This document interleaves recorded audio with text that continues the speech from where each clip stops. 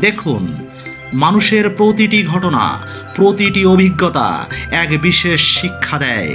তবে কখনো কখনো এমন কিছু ঘটনা ঘটে যা ইচ্ছার বিরুদ্ধে চলে যায়, যেগুলো আমাদের অন্তরের উপর ভীষণ চাপ ফেলে। সেই মুহূর্তে আমরা ভাবি, কেন এমন হলো? তাহলে কি অন্য রকম হতে পারত? এই প্রশ্নটি কৌতূহল ও প্রতিক্রিয়াশীল মনোভাবের ফল। মানুষ প্রতিটি পদক্ষেপেই এমন সিদ্ধান্ত নিতে বাধ্য হয় যার ফলাফল ভবিষ্যতে কিভাবে প্রভাব ফেলবে তা আগে থেকে জানার উপায় থাকে না। কোনো সিদ্ধান্ত, কাজ বা ঘটনার পরিণতি কখনোই পুরোপুরি অনুমান করা সম্ভব নয়। তবুও আমরা চেষ্টা করি, কিছু চিন্তা ভাবনা করি, কিন্তু সব কিছু আমাদের ইচ্ছা অনুযায়ী হয় না। তখন আমরা সেই ঘটনার পেছনের কারণ খুঁজতে চেষ্টা করি এবং প্রশ্ন করি, এটা কি অন্যভাবে হতে পারত? মানুষের জীবনে এমন পরিবেশ তৈরি হওয়া স্বাভাবিক, যেগুলো আমাদের হতাশার মধ্যে ঠেলে দেয়। এই সময়ে আমাদের গুরুত্বপূর্ণ হলো সেই পরিস্থিতি থেকে কিভাবে উঠে দাঁড়ানো যায় এবং কিভাবে সেই অভিজ্ঞতা থেকে শেখা যায়। অনেকেই মনে করেন যে জীবনে যা কিছু ঘটে তা কোনো না কোনো উদ্দেশ্যে ঘটে। এই ধারণাটি আমাদের মনকে প্রশান্ত রাখে। যদি ঘটনাটি অন্যরকমভাবে ঘটত, তাহলে হয়তো বর্তমান জীবন অন্যরকম হতে পারত আমাদের। তবে এটা বলা যায় না যে সেই অন্যরকম পরিস্থিতি ভালো নাকি খারাপ। প্রতিটি অভিজ্ঞতা আমাদের পরিপক্ক করে তোলে। যে ঘটনা ঘটে গেছে তা নিয়ে নয়, তার পেছনের কারণগুলো খতিয়ে দেখা উচিত। অনেক সময় আমরা সিদ্ধান্ত নিয়ে দ্রুত ফলাফল আশা করি। যখন সে আশা পূরণ হয় না, তখন হতাশ হই আর মনে করি, যদি কিছু অন্যভাবে করা যেত তাহলে হয়তো ভালো হতো। অথচ এই দ্রুত ফলাফলের আশা ইচ্ছা মতো না হওয়ার দরুন হতাশা অনুভব করাটা স্বাভাবিক। তাহলে প্রশ্ন হলো, করণীয়টা কি? ধৈর্য ধারণ করা সবচেয়ে গুরুত্বপূর্ণ পদ্ধতি। প্রত্যেকটি কাজের পরিণতি তাৎক্ষণিকভাবে না ভেবে না পেলেও সময় নিয়ে ধৈর্য আমাদের শক্তি যোগায় ভবিষ্যৎ সচেতনতার জন্য। ভবিষ্যতের উপর নিয়ন্ত্রণ নেই, তাই বর্তমানকে গ্রহণ করা বর্তমানেই আছে।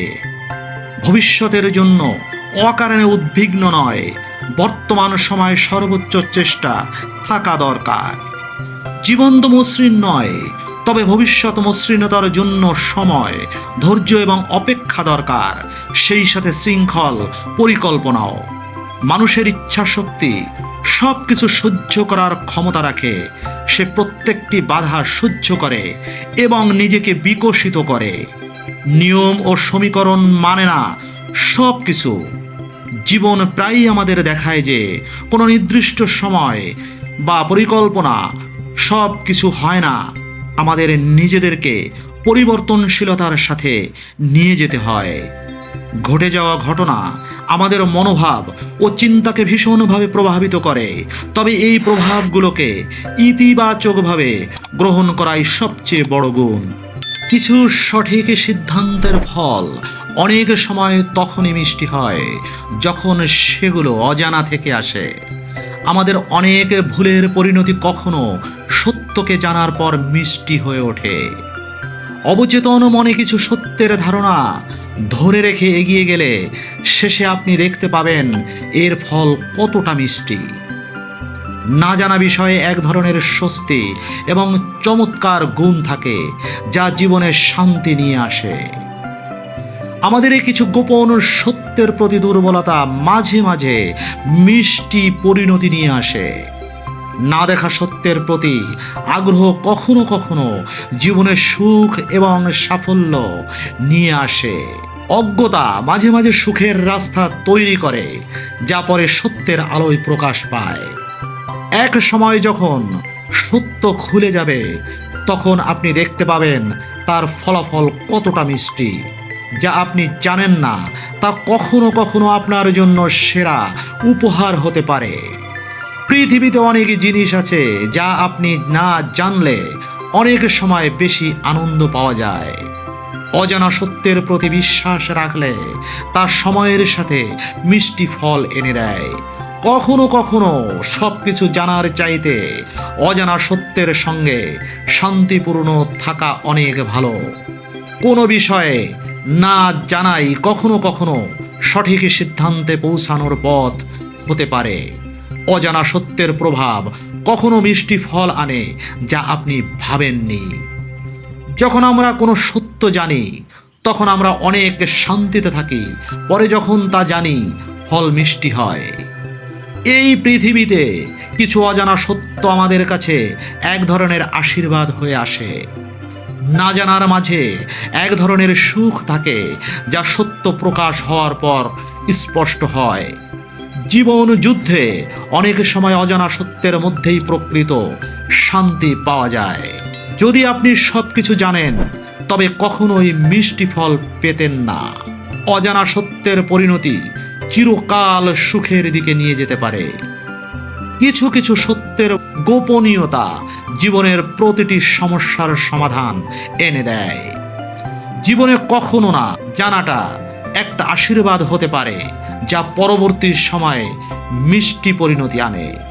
অজানা সত্যের মধ্যে সৌন্দর্য এবং শান্তি লুকিয়ে থাকে যা সবসময় মিষ্টি পরিণতির দিকে নিয়ে যায়। অজ্ঞতার বশে আমরা অনেক সময় নিজেদের অদৃষ্টের উপর ভারী বোঝা চাপিয়ে দিই। যখন মন অপটু হয়ে ওঠে তখন যে কোনো কিছুই অবাঞ্ছিত মনে হয়। অবিশ্বাসের মাঝে মানুষ তার সঠিক পথ খুঁজে পায় না, বরং ভুলে পড়ে যায় আরো গভীর অন্ধকারে। কিছু মানুষ শুধু শত্রু নয়, তাদের মনোভাবও আমাদের উন্নতির পথে বড় বাধা হয়ে দাঁড়ায়। যত দ্রুত আমরা ভুল ধারণা থেকে বেরিয়ে আসি তত দ্রুত এগিয়ে যেতে পারি। অপরাধকে দোষ দেওয়ার মাঝে নিজের দুর্বলতা আড়াল থাকে। আত্মবিশ্বাসের ভিত্তিতে তৈরি হয় কোনো সম্পর্ক অবশেষে টলমল হয়ে পড়ে।